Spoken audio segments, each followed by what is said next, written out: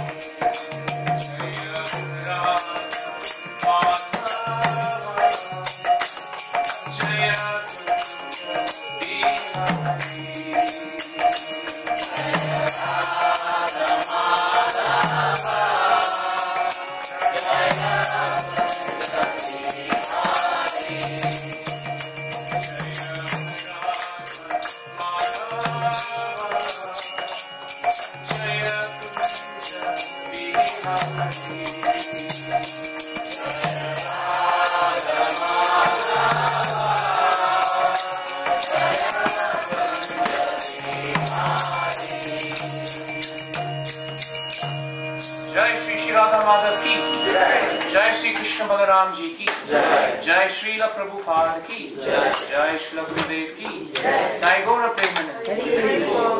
ओम नमो भगवते वासुदेवाय।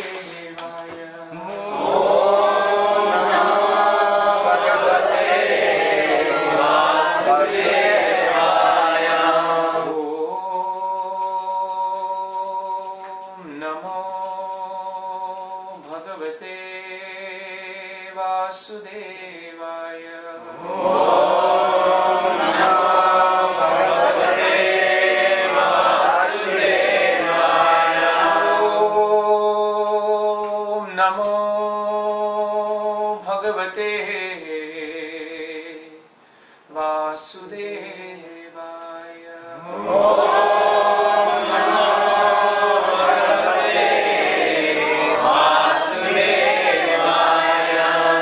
So today we read from the last verse of the 8th chapter of the Bhagavad Gita.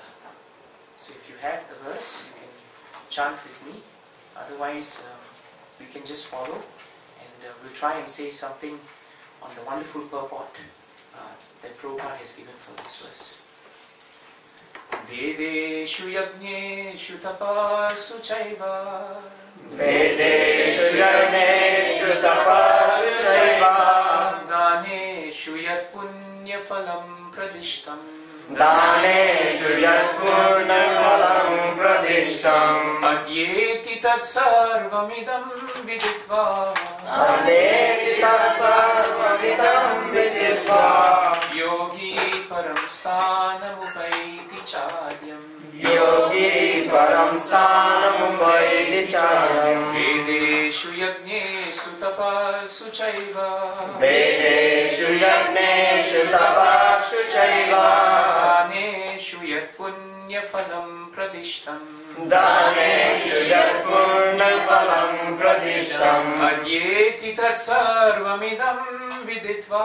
Adyeti tat sarvamidam viditva. Yogi param sthanam upaiti chadyam. Yogi param sthanam upaiti chadyam. Vedeshu yajneshu tapasu chaiva. Vedeshu yajneshu tapasu chaiva. Daneshu yat punya phalam pradishtam. Daneshu yat purna phalam pradishtam. Adyeti tat sarvamidam viditva. Adyeti tat sarvamidam viditva. Yogi param sthanam upaiti chadyam. Yogi param sthanam upaiti chadyam.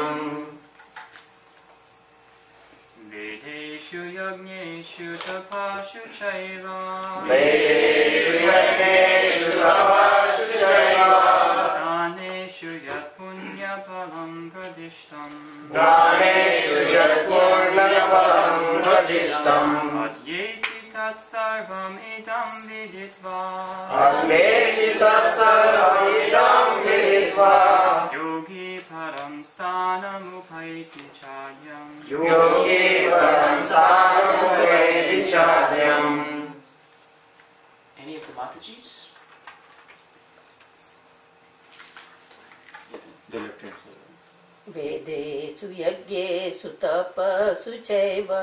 Vedeshu yajneshu tapasu chaiva. Daneshu yat punya phalam pradishtam. Daneshu yat purna phalam pradishtam. Yateti tat sarvamidam viditva.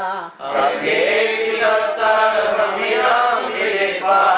Yogi param sthanam upaiti chadyam. Yogi param sthanam upaiti chadyam. Vedeshu yajneshu tapasu chaiva. Vedeshu yajneshu tapasu chaiva. Daneshu yat punya phalam pradishtam. Daneshu yat purna phalam pradishtam. Adyeti tat sarvamidam viditva. Adyeti tat sarvamidam viditva. Yogi param sthanam upaiti chadyam. Yogi param sthanam upaiti chadyam.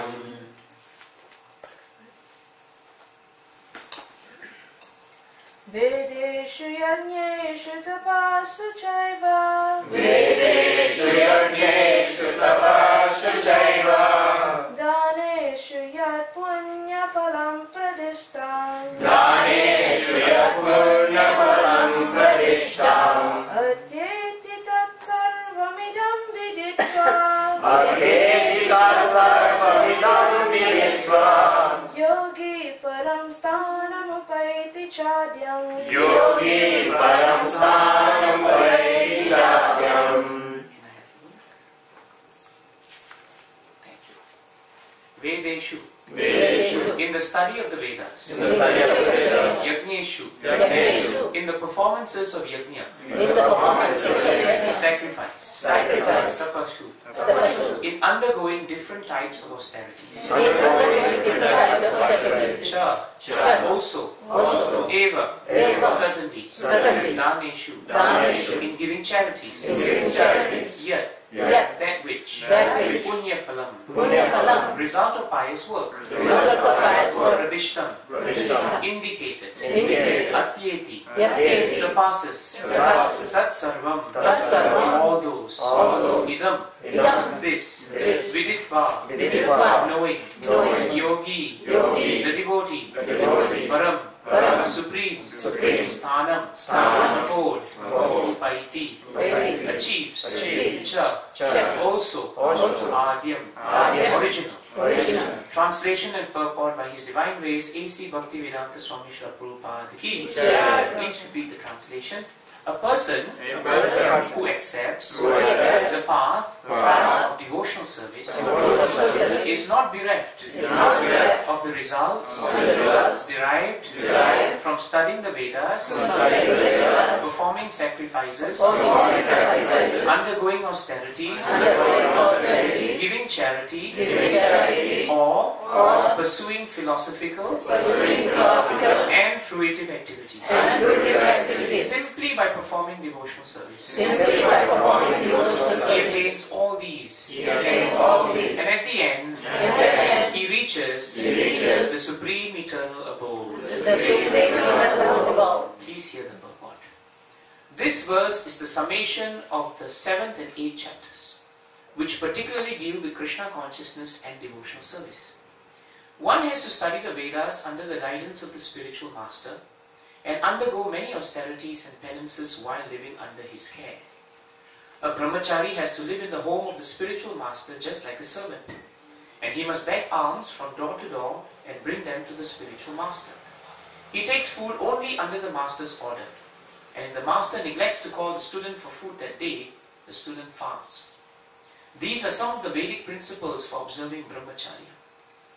After the student studies the Vedas under the master for some time, at least from age 5 to 20, he becomes a man of perfect character. Study of the Vedas is not meant for the recreation of armchair speculators, but for the formation of character. This is nice. Study of the Vedas is not meant for the recreation of armchair speculators, but for the formation of character. After this training, the brahmachari is allowed to enter into household life and marry. When he is a householder, he has to perform many sacrifices so that he may achieve further enlightenment. He must also give charity according to country, time and candidate, discriminating among charity in goodness, in passion and in ignorance, as described in Bhagavad Gita. Then, after retiring from household life, upon accepting the order of Vanaprastha, he undergoes severe penances, living in forests, dressing with tree bark, not shaving, etc. By carrying out the orders of brahmacharya, household life, Vanaprastha and finally sannyas, one becomes elevated to the perfectional stage of life. Some are then elevated to the heavenly kingdoms, and when they become even more advanced, they are liberated in the spiritual sky, either in the impersonal Brahma Jyoti or in the Vaikuntha planets or Krishna Loka. This is the path outlined by Vedic literatures. The beauty of Krishna consciousness, however, is that by one stroke, by engaging in devotional service, one can surpass all the rituals of the different orders of life. The words idam viditva indicate that one should understand the instructions given by Sri Krishna in this chapter and the 7th chapter of Bhagavad Gita. One should try to understand these chapters not by scholarship or mental speculation, but by hearing them in association with devotees. Chapters 7 through 12 are the essence of Bhagavad Gita. The first 6 and the last 6 chapters are like coverings for the middle 6 chapters, which are especially protected by the Lord. If one is fortunate enough to understand Bhagavad Gita, especially these middle 6 chapters, in the association of devotees, then his life at once becomes glorified, beyond all penances, sacrifices, charities, speculations, etc. For one can achieve all the results of these activities simply by Krishna consciousness. One who has a little faith in Bhagavad Gita should learn Bhagavad Gita from a devotee. Because in the beginning of the 4th chapter it is stated clearly that Bhagavad Gita can be understood only by devotees. No one else can perfectly understand the purpose of Bhagavad Gita. One should therefore learn Bhagavad Gita from a devotee of Krishna, not from mental speculators. This is a sign of faith. When one searches for a devotee and fortunately gets a devotee's association, one actually begins to study and understand Bhagavad Gita. By advancement in the association of the devotee, one is placed in devotional service. And this service dispels all one's misgivings about Krishna or God and Krishna's activities, form, pastimes, name and other features. After these misgivings have been perfectly cleared away, one becomes fixed in one's study. Then one relishes the study of Bhagavad Gita and attains the state of feeling always Krishna conscious. In the advanced stage, one falls completely in love with Krishna. This highest perfectional stage of life enables the devotee to be transferred to Krishna's abode in the spiritual sky, Golo Vrindavan, where the devotee becomes eternally happy. Thus end the Bhaktivedanta purports of the 8th chapter of the Srimad Bhagavad Gita in the matter of attaining the Supreme. Om Ajnana Timirandasya Jnana Chakshurvedapyena Tasmai Shri Guruve Namaha Shri Chaitanya Manavishtam Sthapitam Yena Bhutale Swayam Rupa Kalamayam Dadati Swapadantikam Vandeham Shri Guru Shri Tathagatam Shri Guru Vaishnavancha Shri Rupam Sakrajatam Sahajanam Sajivam Savaretam Savadutam Parijanasakitam Krishna Chaitanya Devam Shri Radha Krishna Radha Sahaganaya Shri Shakramitanscha He Krishna Krishna Sindhu Niyabandho Jagatpate Gopesha Gopikavanta Radha Mata Namaste Tatatranjana Gaurangi Radhe Vrindavaneshwari Rishabhanu Sudevi Pranami Hari Priye Manchakalpatarumabhyascha Vrindavan Sindhu Vyadeta Patipatanam Padeyo Vaishnaveyo Namo Namah Jai Sri Krishna Chaitanya Prabhu Nityananda Shri Advaita Gadadhara Srivasadi Gaura Bhaktivinoda Hare Krishna Krishna Krishna Hare Hare Hare Rama Rama Rama Hare Hare.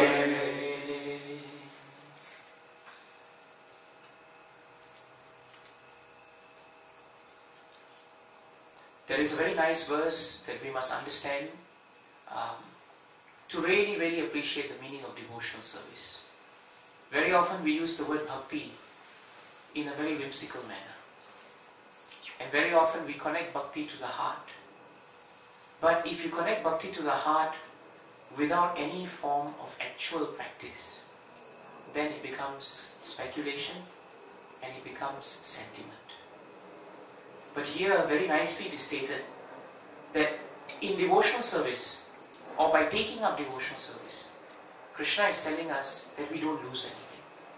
This is the starting point we have to remember. In chapter 2 itself of Bhagavad Gita, very nicely it is stated, Swalpam api asya dharmasya drayate bhajan. There is no loss in taking up devotional service. Very often in this material world, we do everything based on whether we can gain. Isn't it true? Right.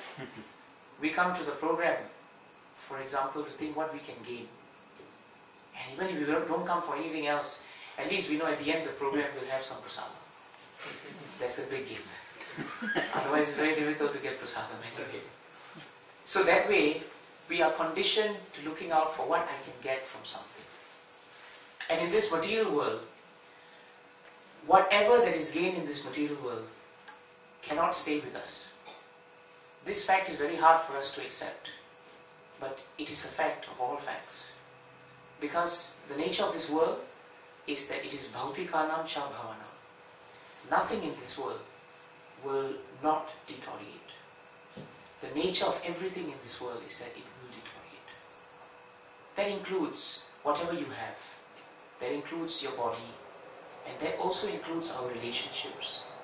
That includes anything that is precious, that we hold dear.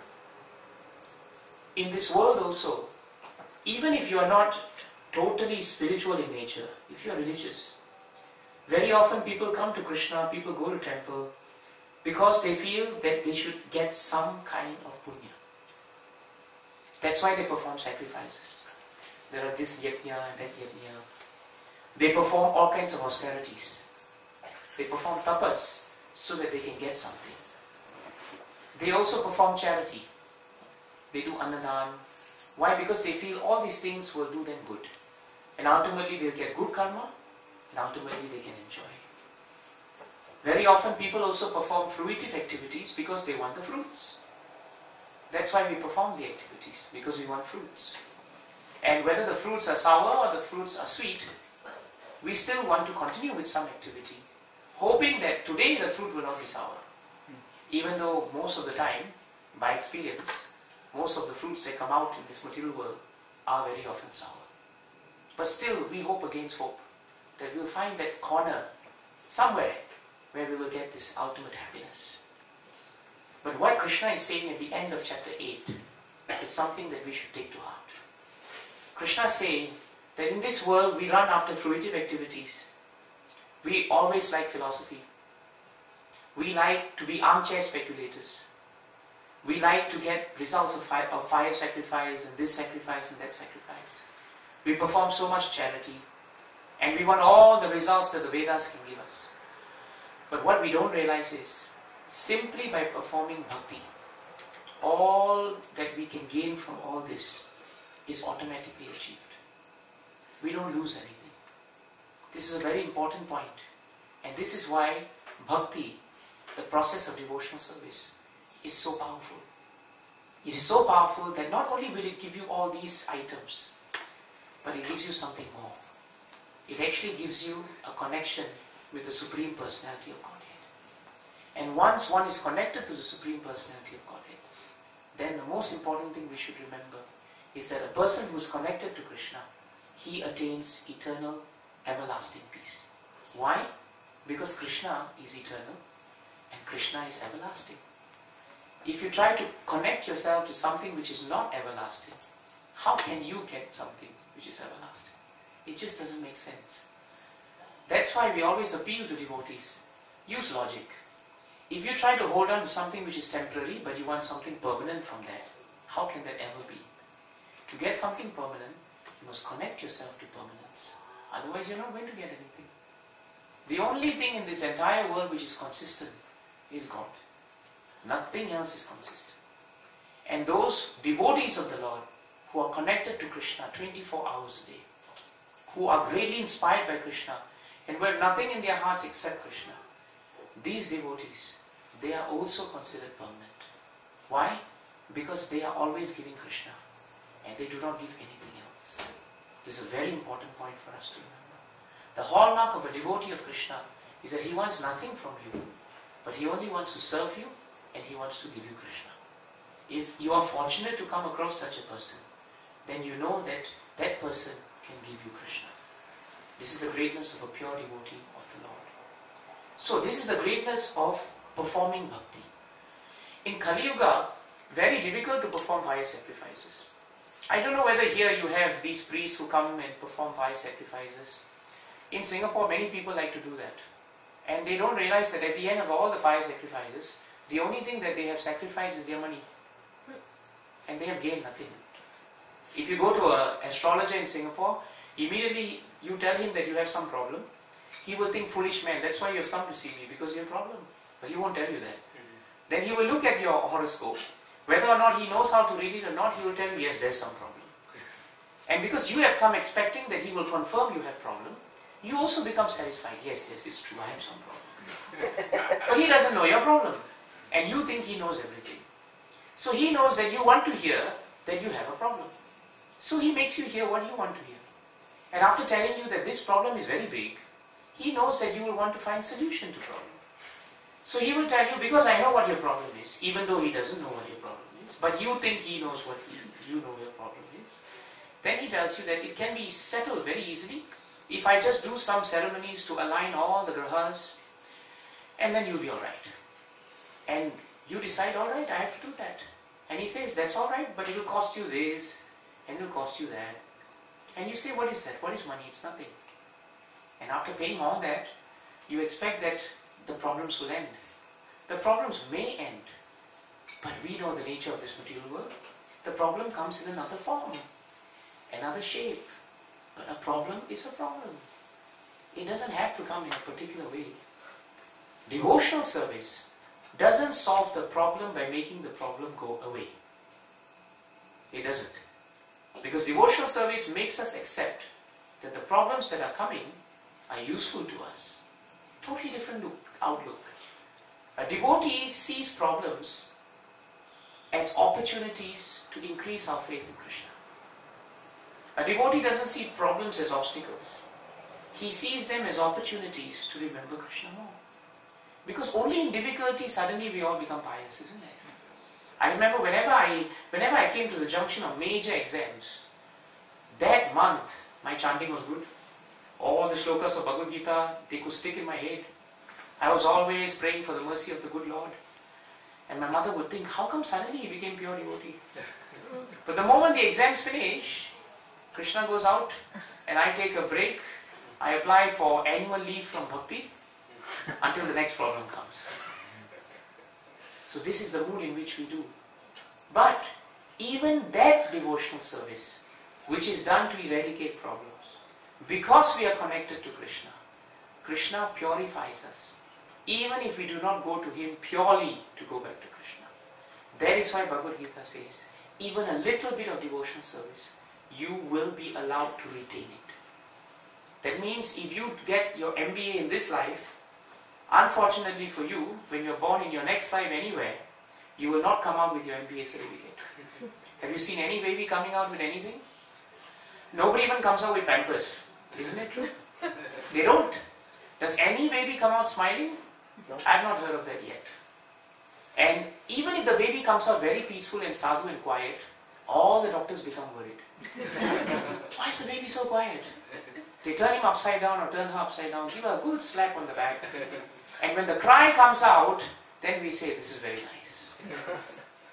This is a terrible state of the material world.